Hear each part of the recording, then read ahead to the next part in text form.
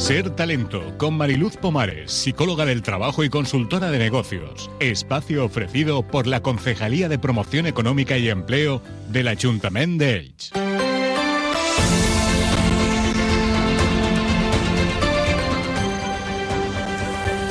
Es la 1:16 desde el lunes y abrimos este espacio de Ser Talento con María Luz Pomares. Buenos días, ¿qué tal? Buenos días, Jessica. Buenos días, Antonio. Buenos días. Bueno, la semana pasada nos dejaste de deberes pendientes. Hablábamos de esa cultura organizacional y hablábamos pues que a veces que el cliente pues no se queda satisfecho del todo, ¿no? Y por ello pues tiene sus quejas y reclamaciones.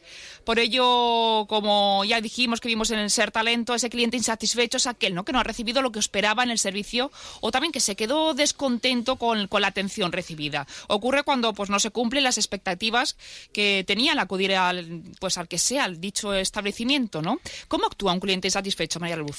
Pues lo más importante que debemos de conocer para trabajar en la cultura orientada al cliente es que más del 90% de los clientes insatisfechos pues probablemente se pongan a buscar otro proveedor, otro servicio, y muchos de ellos no van a volver. Pero no solo eso, sino que además lo contarán a otras personas que van a provocar que esta información negativa se expanda y vamos a perder muchísimos más clientes de lo que esperamos, porque solo un 5% de los clientes que están descontentos pues no lo van a comunicar.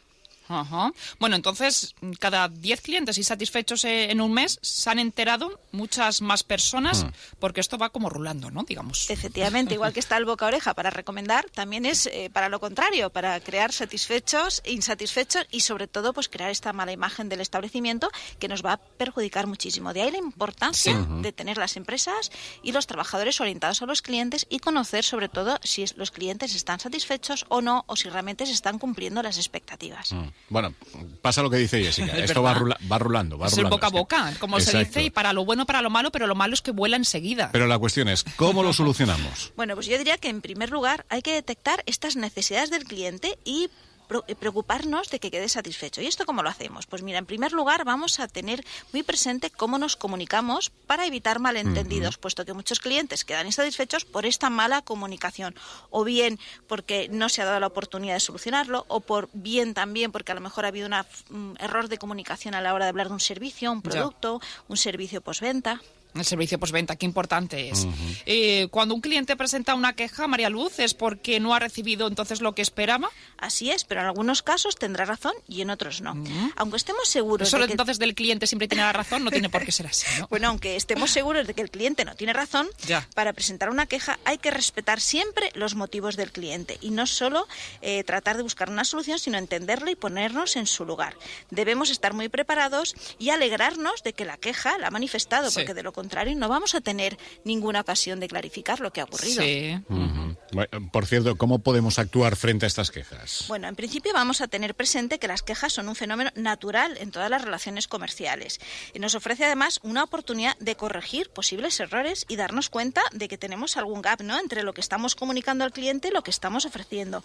Pero importante, actuar con rapidez para solucionar la queja y sobre todo tener en cuenta que una queja es una oportunidad de oro. Es un problema que podemos mostrar profesionalidad y sobre todo que tenemos una alta lealtad a nuestros clientes y estamos orientados realmente a solucionar cualquier incidencia. Bueno, esto las quejas y las reclamaciones, ¿qué hacemos? Bueno, pues vamos a dar por hecho que son inherentes a todo proceso de venta. Los fallos existen en cualquier relación comercial. Lo importante, detrás de toda reclamación existe un sentimiento de frustración en el cliente, con lo cual una reclamación bien tratada va a transformar este cliente insatisfecho en satisfecho. Y lo que es más importante, podemos descubrir defectos en el producto, podemos demostrar al cliente la buena voluntad y sobre todo que una reclamación bien tratada lo que va a hacer es una relación futura positiva y vamos a conseguir esa lealtad y fidelidad, puesto que muchos clientes no nos compran solo por el producto o servicio, sino también por ese servicio postventa y que nos dé facilidades el proveedor de solucionar cualquier incidente que pueda ocurrir.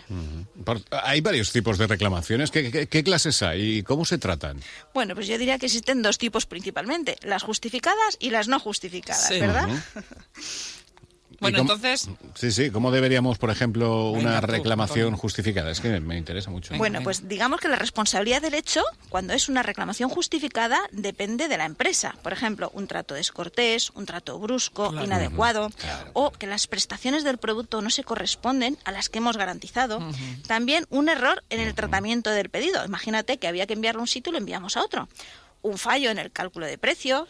Y también importante que en estos casos pues tenemos que estar ahí, ¿no? Es el momento de la verdad con el cliente y tenemos que estar presentes para poder solucionar todo esto que haya ocurrido. ¿Qué es entonces, María Luz, una reclamación injustificada? Yo diría que es toda aquella en la que no tenemos datos objetivos y el cliente puede haber percibido subjetivamente una serie de aspectos que producen descontento. Por ejemplo, malentendidos con respecto al precio, pues que no nos hemos dado cuenta que se estaba percibiendo un dato erróneo, percepciones equivocadas, quejas sobre el trato personal sin que haya ocurrido nada, pero lo más importante es que este tipo, el inconveniente de su tratamiento, lo que hace más difícil es que el cliente no está dispuesto a admitir que no es justificada. De ahí el problema y lo que es tan importante estar el equipo que está atendiendo al cliente que esté preparado, porque no se trata de demostrar que no tiene razón, sino transmitirle que le comprendemos y nos ponemos en su lugar. Hay que tener mucha mano izquierda. Importante. Pero bueno, yo creo que si sabemos lo que busca un cliente, ¿verdad, Antonio? Será mucho más fácil, ¿no? Claro, y esa es la pregunta, ¿no? A ver, ¿qué busca cuando presentamos una queja? ¿Qué busca ese cliente? Bueno, pues en primer lugar vamos a tener presente que alguien que manifiesta una queja lo que quiere es que se le escuche, que se le muestre simpatía y sobre todo lo que espera de la empresa es que se excuse y que corrija un error y que no vuelva a pasar en un futuro. Los clientes realmente necesitan expresar y creo que tenemos que cambiar el chip y en vez de defendernos y sentirnos como algo personal, debemos entender al cliente sobre todo que es una oportunidad de oro para explicarnos y para solucionar cualquier queja.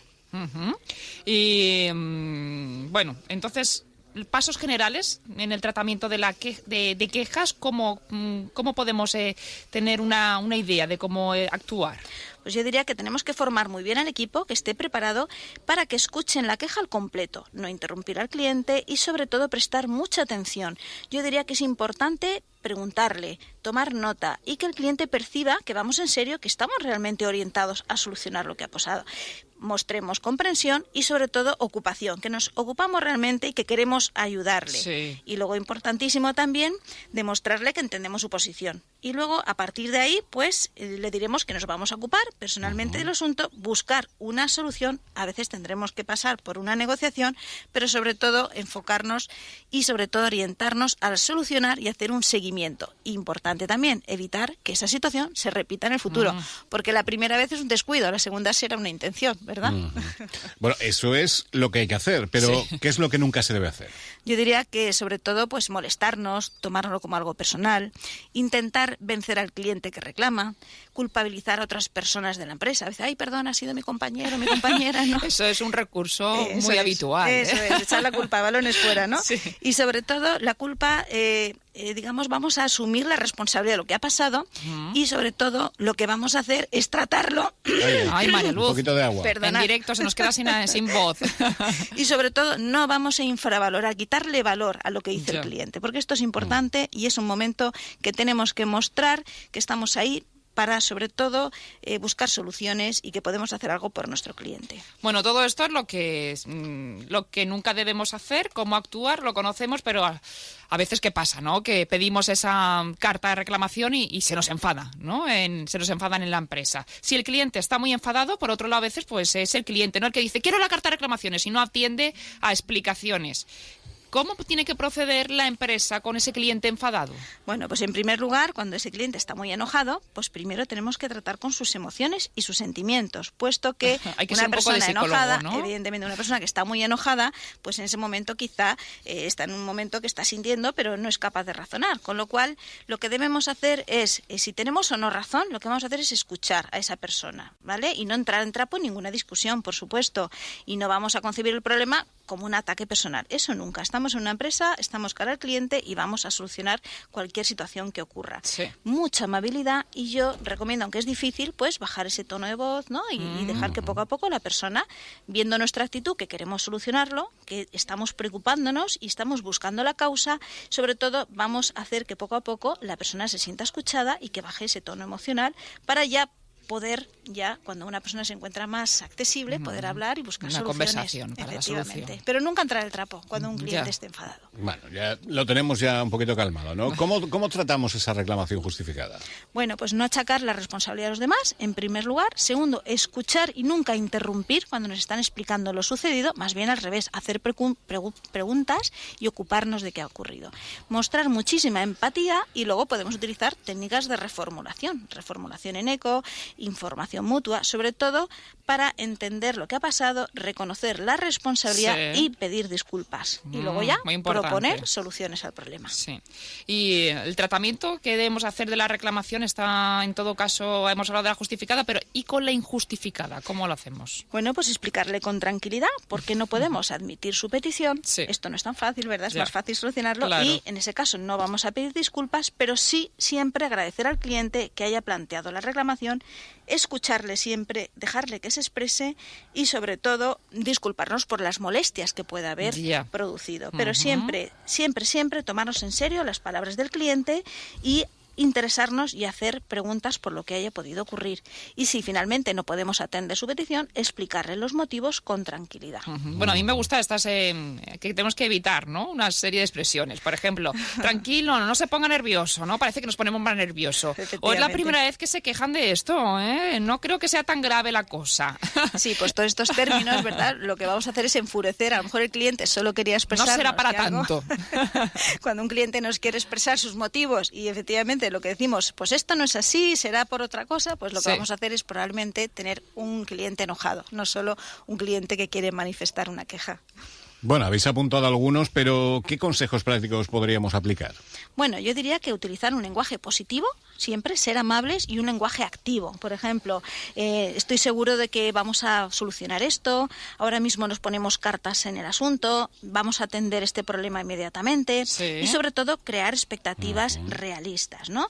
Y siempre podemos, en un momento de algo que se ha entendido mal, pues decir, no me he expresado bien, disculpe. En vez de usted me entiende mal, ¿no? Por ejemplo. Efectivamente, yo creo que debemos... Usted no me entiende. Efectivamente, yo creo que utilizar ese lenguaje positivo, activo, siempre, con empatía, va a hacer que podamos solucionar estas situaciones que son tensas. Y que bueno, que la verdad es que suceden día a día, ¿eh? Así que un poquito de por favor. Pero sobre todo formar el equipo, creo que es fundamental. Mucho. María Luz Pomares, gracias por estar con nosotros. Muchísimas gracias a vosotros. Has escuchado Ser Talento, espacio ofrecido por la Concejalía de Promoción Económica y Empleo del Ayuntamiento de Elche.